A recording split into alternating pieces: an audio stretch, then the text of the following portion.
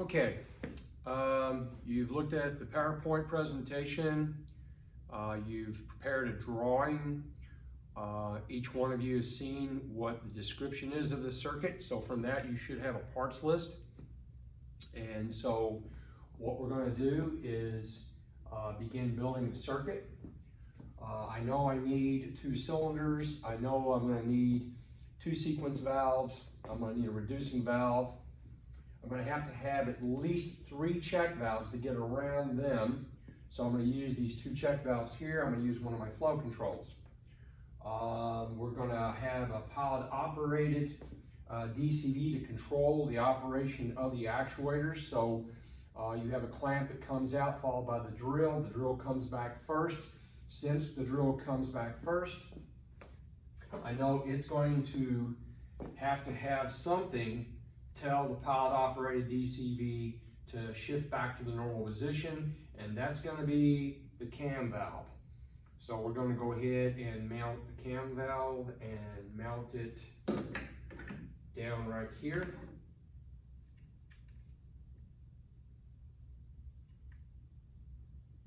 I'm going to put it back just a little bit until the first time the cylinders extend. And the reason I'm doing that is because I don't want it to get damaged.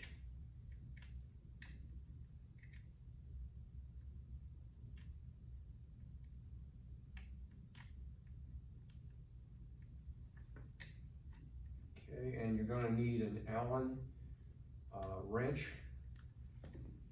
We have those here, and I'll get those momentarily. Right now, we just want to get this thing mounted to the machine.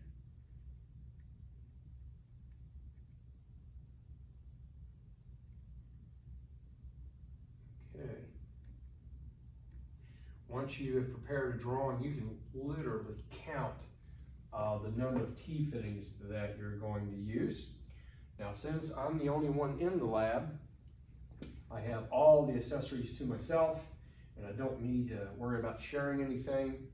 I'm going to use the 90-degree T-fittings because that'll help me follow my hoses a little bit more easily.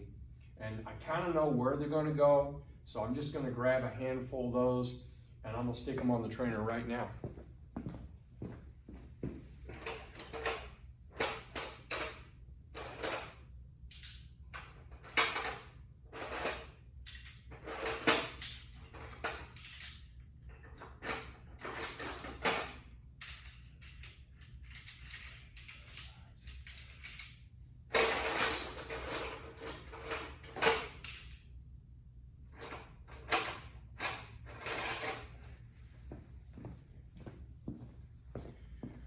Okay, so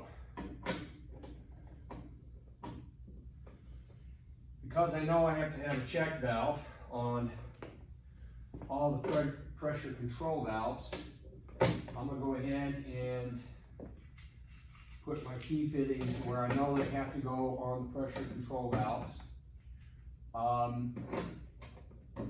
There are other possible locations for them, but when I'm showing people how to build this circuit in order to save time and reduce the amount of possible mistakes, I like to put them directly on the pressure controls, and I don't try to do it too many different ways. Okay, my 2 actuator ports on my pilot operated DCV, because I know that these cylinders are going to be plumbed in parallel. I'm going to go ahead and put them on there. I'm struggling with one over here. There we go, got him on, and they are all connected. So my hope is that when I start hooking up hoses, I'll go directly to the points of connection with little hassle. All right, I'm going to close my flow controls to make sure whichever one I use, it is no more than a check valve at that point. Okay, now I've got 1, 2, and I'm going to use this valve for my 3rd DCV. Since you have 3 DCVs, and they're not connected to a manifold that's shared between them. They each have to have their own supply line. So I'm going to get the really super long hoses, and I'm going to connect every one of those directional control valves right now.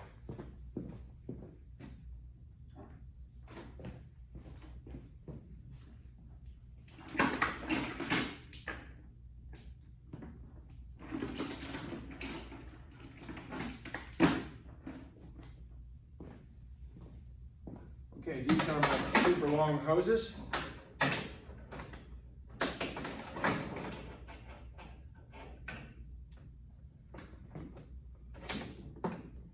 And we'll do them one at a time.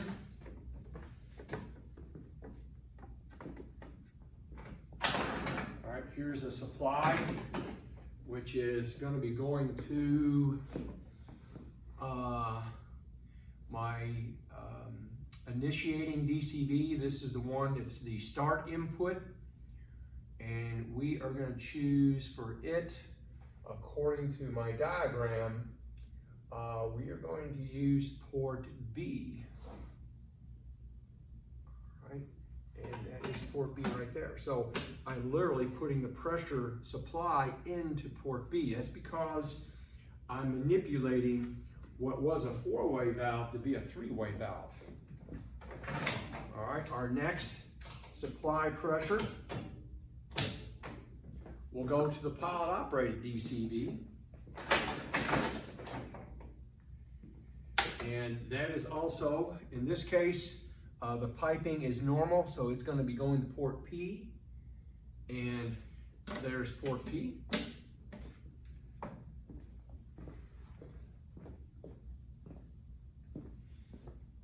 Okay, I'm going to need a hose to connect to my cam valve because it is a DCV.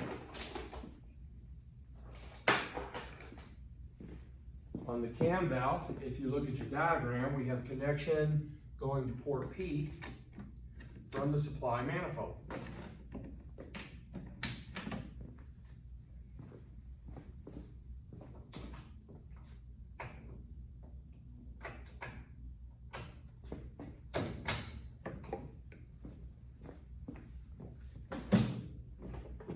Right. And all the DCVs have to have a return line. So, beginning with my input, we're going to have a return line going from port P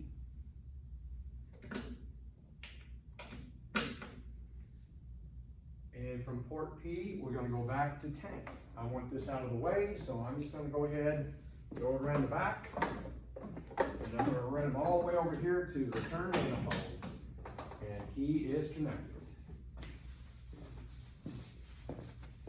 All right, we also have to have a return line for the pilot operated valve. So we'll get another super long hose. We have plenty of them. And we'll hook up the return manifold, come around the back side, and we're going to make a connection to the pilot operated directional control valve, like that.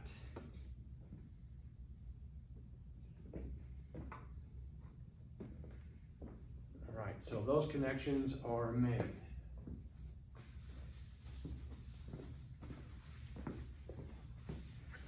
And I did say I wanted to keep the segments around 10 minutes. So we're going to go ahead and stop right here and pick up in the next part. We're going to continue to make connections.